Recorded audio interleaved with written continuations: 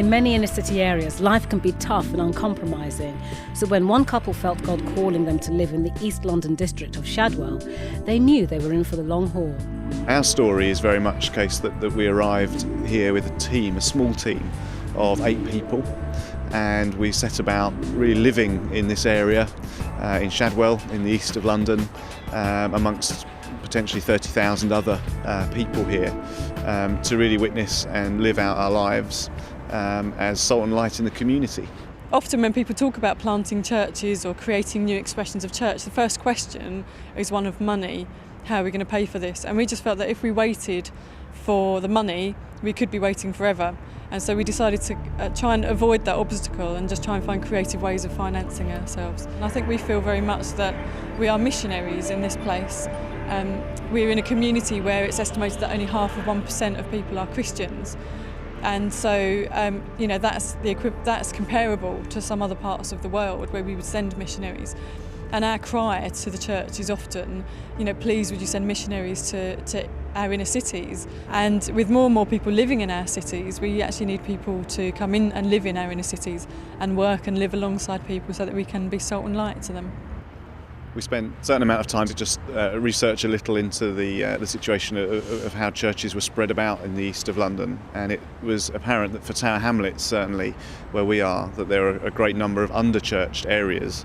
It's just apparent as we moved around and spent some time looking that there was a need here, and it's since with the local Anglican church and other churches, it's been evident that there's actually been a welcome for our sort of ministry and our community church, because the task is so huge that to have one more church in an area such as this, it's just welcomed and grateful for those who have waited for us to get here and to work alongside each other. It's been great. We've spent quite a bit of time really just serving the community, and this site here is an adventure playground which formerly had been sort of derelict and run down, and as a church with other members of the community, we formed an action group to see the whole thing sort of resurrected and reformed. So other examples of that as well were quite key in our first few years really of just living here, to actually get alongside the community, get our hands dirty and actually try and make this community a better place. I think for a lot of people, when they actually come and join us, it probably doesn't feel very much like church. We eat together all the time. It's very social. It's very noisy and chaotic sometimes. It's not like an average quiet Sunday morning service. And I think people would just say it was a very sociable thing. But hopefully in the midst of that, there is a sense of us learning about Jesus and journeying together with him. I turned up at Jim's church here at Shadwell for the free food at first. It totally transformed my life. I've become a very committed Christian. I still struggle around who I am and acceptance from other people and from Jesus. But it's getting better and stronger and easier, and I do so much work now to other people who are in the same place that I used to be. What I like about Cable Street Community Church is that everyone's so friendly, and it's the kind of church where everyone makes you feel welcome and you make new friends. Coming from where I come from in Northern Ireland, I had a bit of a fear about spires and all there is big fancy churches and pews and all.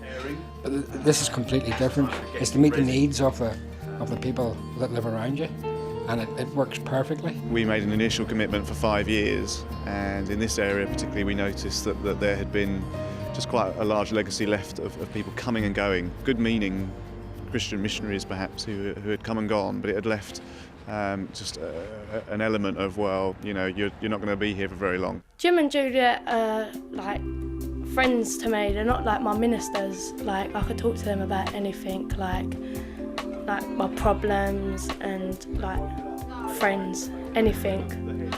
It's a fun church, really. It's not boring like all the others. It took us quite a long time really to earn people's respect.